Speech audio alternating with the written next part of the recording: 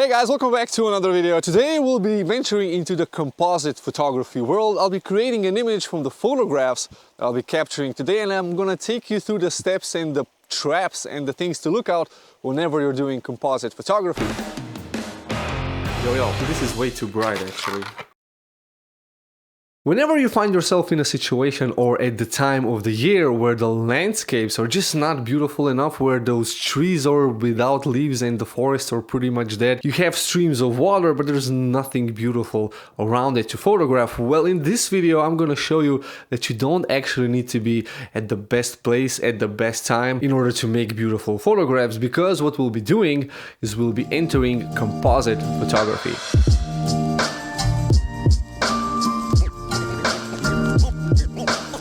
Now, just before we get started, I want to say that whenever you're talking about composite photography, you're actually talking about a composite image because you're creating it from photographs. You're basically creating an artificial scene, which you shouldn't sell as a photograph. So you start off with photographs and then you create an image out of those photographs. For all of you guys who are a little bit more purist photographers, there is a border between what is photography and what is image design. So today we'll be creating an image from photographs.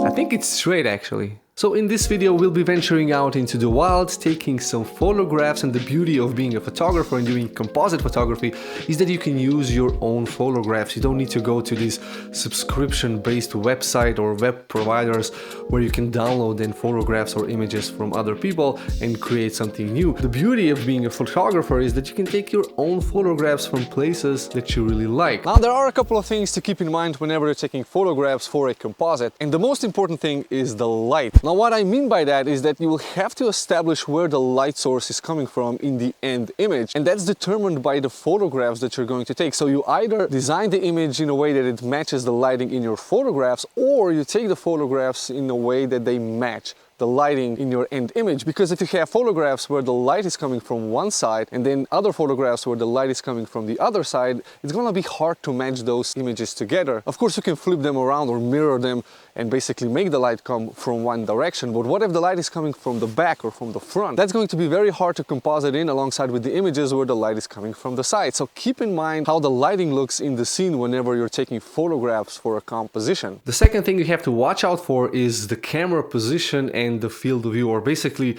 your focal length and how high the camera is from the ground. Now, it's very easy to combine parts from photographs that were all taken from a standing level and that were all shot with pretty much the same focal length. So if you want to combine really wide angle, I don't know, 18mm sections from photographs with very tight 200mm sections, well, that's just going to look really weird. I mean, yes, you can use the 200 ones for the background and the 16 or the 18mm ones for the foreground, but the best practice is to actually have always the same focal length, or pretty much somewhere in the ballpark. So when you're taking these photographs, keep in mind that you're only going to use small portions of the images and not the whole thing. So don't obsess over the composition, because it really doesn't matter. You're only going to be using small portions of the images in the final composite. So don't spend time composing and framing the shot. Just look at the little details which are going to be useful to you in the end. Now, the third thing that helped me a lot in this composite is that I was shooting at the same time. So basically I didn't shoot some photographs in the morning and some in the evening, so the white balance was pretty much the same,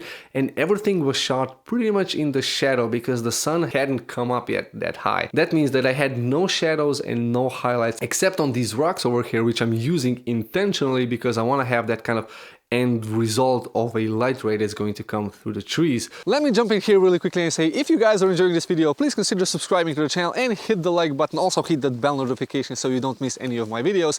And the second thing, this remote control trigger for the Sony a7 III is priceless. So how do you approach a composite edit? It helps a lot if you have a template or a sketch or something that you're going to paste elements on and to give you kind of the idea and the perspective. Now, I'm not going to go really overboard with the details in this drawing. I just want to lay out the elements where I'm then going to place them from photographs that I have. And I've reviewed all the photographs, which means that I know what I have, and I have pretty much more than I'm going to use in the end. But having a sketch or a skeleton is really going to be helpful. And then, well, you basically start with the back elements. If you're doing this in Photoshop, then, well, you probably know that Photoshop works with layers, and the layer that's underneath is the layer that's going to be further away. Basically, every layer that you put on top is a layer that's going to be in front in the composition. So starting with the back elements, giving that background a nice look, and then adding the elements on top. And of course, I spent some time on the main character, which is this rocky bridge, and I had to actually mirror that to get also the other side, because in the photograph I couldn't stand in the middle of the water and take the photograph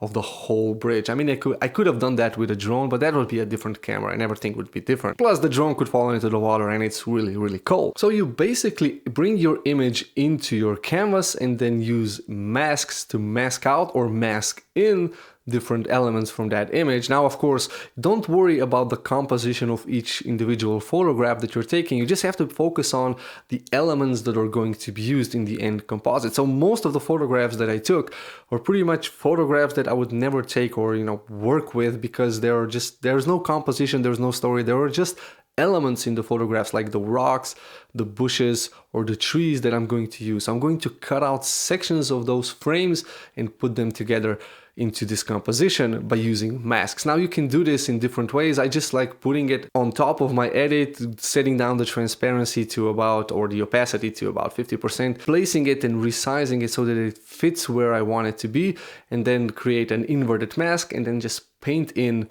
whatever I want from that photograph. And it does give you that really nice sensation when things just naturally start to fall together. Now this might look like I've practiced a lot or that I really chosen the elements to fit together, but actually, you will be really surprised at how elements from different photographs naturally start to fit together, even though they were not shot with the same focal length or from the same location. But if the white balance is roughly the same, and if the lighting is the same, and if the camera angle and the focal length is the same, they just kind of naturally fit into your composite. And it's always going to be trial and error. So you bring something in, you brush certain elements from that photograph into your composition, and then you take it away and just brush it away, brush it in. I'm just basically looking at what fits and how things look. And always remember to be very mindful of the edges of the photographs that you're bringing in, because you don't want to have a limit or a border where the photograph ends. You want to blend this in with a nice soft brush if you're using masks like I'm doing. Now, once you bring in all the elements and once you have your composition the way you want,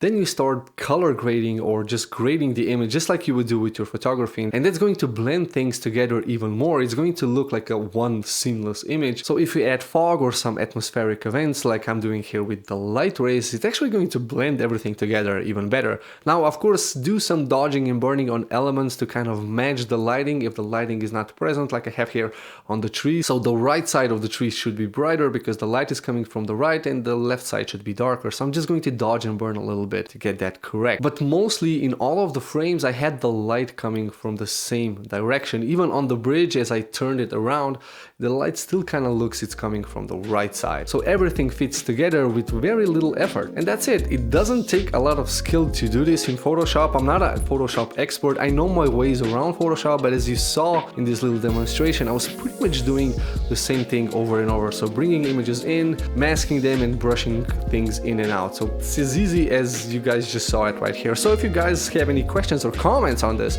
leave that down in the comment section. And as always, if you're new, please consider subscribing to the channel, hit the like button anyway, and I'll see you guys in the next video. Bye bye.